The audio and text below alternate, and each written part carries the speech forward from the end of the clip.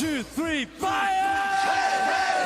Knights, Vikings, Samurai, Woolen, Outlander, 4.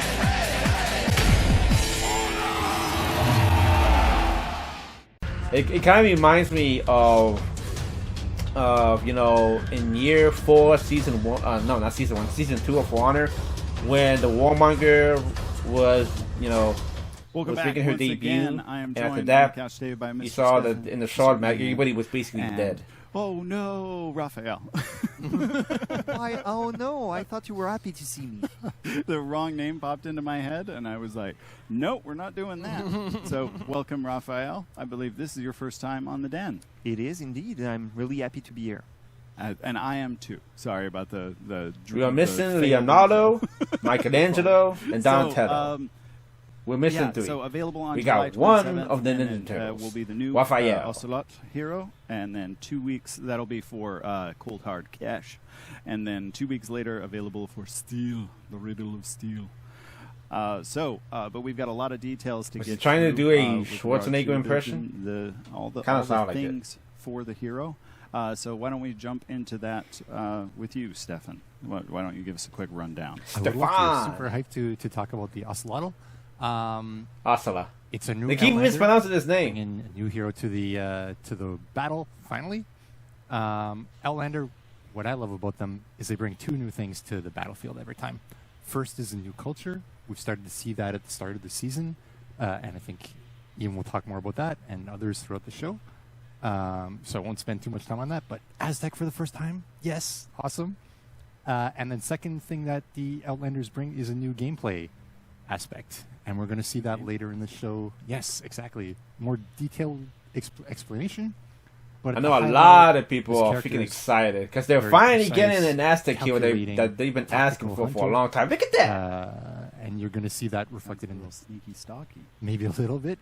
You're going to see it reflected both in the fight kit with the ability to kind of move around the fight a little bit. Dude, people are freaking out right now. Pound skank. Well, actually, no, they were freaking out earlier today. Like I said, I'm watching this a little bit later because I didn't get a chance to watch this live because I was working. Through the feet kit. But I know a lot of people were like freaking. They were freaking out once they got to see the hero right now. Even through death. Yes. What do you mean with that? I don't know. You'll see later, but there's no limit to you will never feel safe on the battlefield, which I think is going to be great. And I also feel there's going to be a bit of a meta shift for all the times where you're like, well, I'm in a one-on-one that I'm winning. Everything's going to go my way. Maybe you won't be. Maybe you're going to be just chilling on your home point. Maybe that's not going to go super well. And maybe you're going to turn out to be the weak, wounded gazelle running away. And it's like that's where the surprise comes in. Exactly. The unofficial tagline is basically "Be afraid," right? Yeah. Be afraid. Fear him. I'm not afraid. I'm looking forward to hearing everything we have to divulge. The only thing that I'm afraid of is spiders. I'm not a fan of spiders. A historical perspective, but first, Ian, can you walk us through the narrative? Let's talk narrative. Yeah. Are you ready? Yeah, I want all the story, all the lore. Let's talk about. Are you ready? T1, we had the Conquistadors. They returned to Heathmore. After visiting the New World. Now we can say. Now we can say Aztec. We say Aztec. Yeah, let's say Aztec as much as we want. No more secrets. Finally. So they returned after plundering the Empire. They brought back all this gold. They had this big party. They told like tales of their grand achievements. But hey, here's a spoiler: they lied. They made shit up. Everything they did was horrible, actually. And they said they brought back this lone prisoner, this final survivor of the Aztec Empire, but it's not true. Colonizers lie? Never. No, it's unheard of. Unheard of. You liar. So yeah, this our main Aztec hero, the Ocelotl, our main caged prisoner, he willingly gave himself up. He surrendered knowingly so that the rest of his people would be kept safe, while the others like okay, we got the last Aztec. I'm the last one. Promise. Exactly. Wink, wink. Yeah, yeah, he totally played. There's definitely not more people behind me. No, he played a Joker card and said like, "Take me in," and so now he's just lying in wait. We know the execution's coming at sunup, but actually, what we know, what he knows, is that his people followed him. They followed him back to Heathmore. They're coming, and they're Oh, here get to a review of the exact map. brutal vengeance. I think Whoa! that's the name of the season. That is the name of the season. Oh, What? we said the thing. Wow.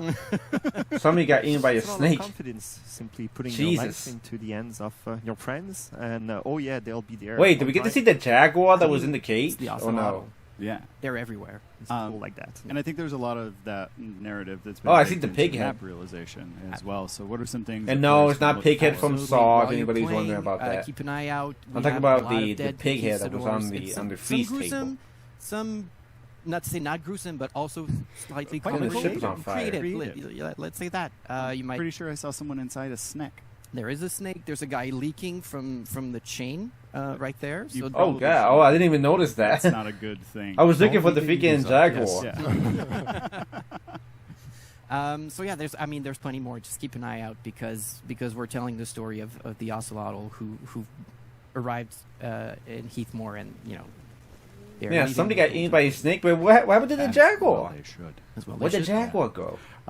So I am super excited for like all that is coming out this season. I'm looking forward to the lore orders. There's going to be some fun stuff in there. I know. And the funniest thing is, that's a snake that's Raphael. actually in the execution Let's that we talk got a little bit about during the the historical perspective that the went event that we into had. bringing this hero into Heathmore, and Yeah, I Yeah. guess first we could discuss the fact that there is a historian working on this game.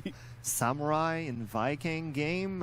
What is that? I guess it's unexpected, but the fact is, For Honor is inspired by history in pretty much all of its aspects.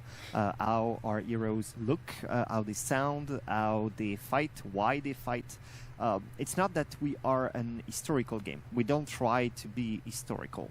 We don't try to teach you anything, but we want to make a game that's fun. Okay, well, first, and then a world that's coherent, that will take the. Well, we already know players For in. Honor is not And historically we've accurate when believed it comes for to a some long shit. time, and we still believe that history is a good starting point to provide all of this. Oh, so my cool. job is to provide inspiration to help the team. It's a basis, we will go away from it at some point, but at the start it's like Ooh. that, and then we go as we want. authentic. Oh, we versus get to see those masks Yes. on the. And a good example of that on is the Acela. the Aztecs in history, they weren't known as sailors, and but in our version of history, or what we're saying, like I said, they followed their leader home.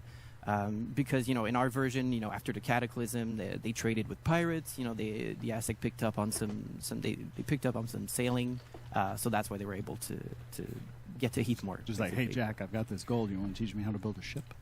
Acela. Feathers or anything else that the Aztecs would have. But it comes back to the believability aspect. This is one of our core pillars on For Honor.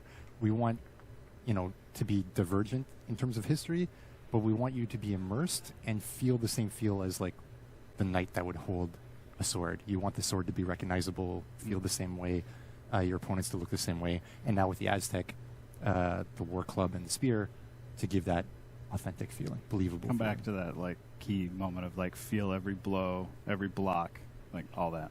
Awesome. So any last notes? Everybody knows that For Honor is not I historically really accurate would when like it comes to some give a stuff. big shout out to I mean, the Most nerds games that team we and have the right team, now, because some we of did them aren't something really really historically special, accurate with this hero. because they try to change some We made stuff. him talk and speak in Nahuatl. Because I know And this is not some people in the something modern that's time used, will that's kind of get really, bored when it comes to seen that kind of often stuff. in video games. Because I remember, So you may. I remember in have Call of seen that Duty none of War us at War, they speaks tried to go ahead and fluently make Nahuatl things, right now. So try to we make had things like to real, go like and, historically accurate. work with, But then real I actor, remember that the an Call actor, of Duty that's fans called, actually didn't really Rufino like Romero. that, and they kind of See got him right mad. there. Oh, And he. Oh, actually this guy's the speaks voice actor for Nahuatl, the modern Acela. Nahuatl, Oh, which cool. is different from the classical Nahuatl that the Aztecs or Mexicas would have been talking. We had after that to go to Rufino Romero. external experts that helped us Cool. to translate the line from Ian or the rest of the narrative team. It was not an easy process because sometimes the lines would be too long when you translated them, so we had to go back.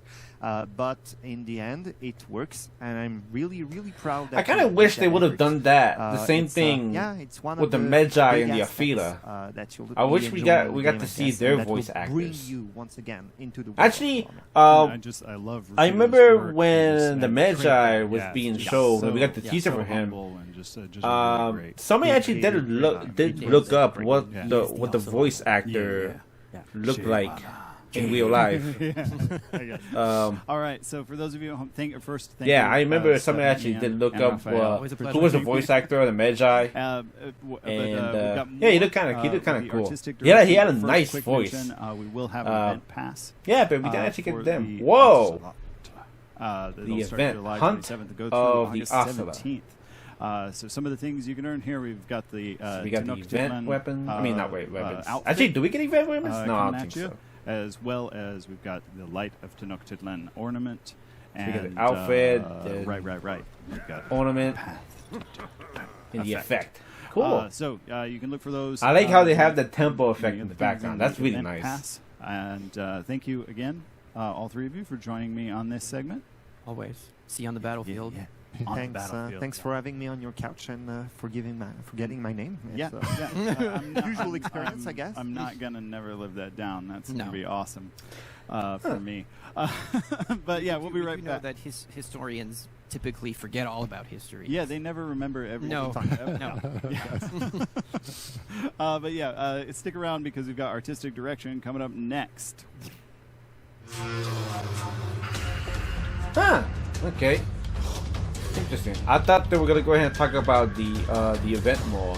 I think we were just gonna be getting an event pass. Wait, so what was that we saw in the trailer when the Ocelot died, and then after that he came in spirit form? Unless it might be one of his... Dude, that right there is gonna be mind-blowing. Because we don't have anything like that for Honor. When somebody dies and they come back in spirit form, we don't have that. We do have something that you know, when somebody dies, which is actually the last laugh feat, is when somebody dies, they drop a bomb, and after that boom, there's like a huge explosion. Or that other feat when you die and then you come back to life. That's the only two feats I know that when you die, then something else happens. But right here, this is a bit of a different change. I don't know. I think I'm just going. I think I'm putting too much thought to it. I don't know. We just have to wait until we get to the gameplay because I want to see what the heck this whole spirit thing really is, man. Because I'm confused right now, man. Because I thought that was gonna be kind of like an event game mode or something, but no, they basically talk about the event pass and the event outfit and the event effect and the ornament. So we're not getting like any other event stuff, like an event mode or an event weapons, all that stuff.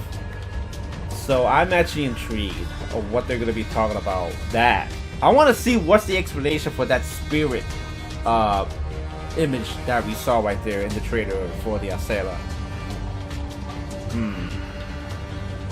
Interesting.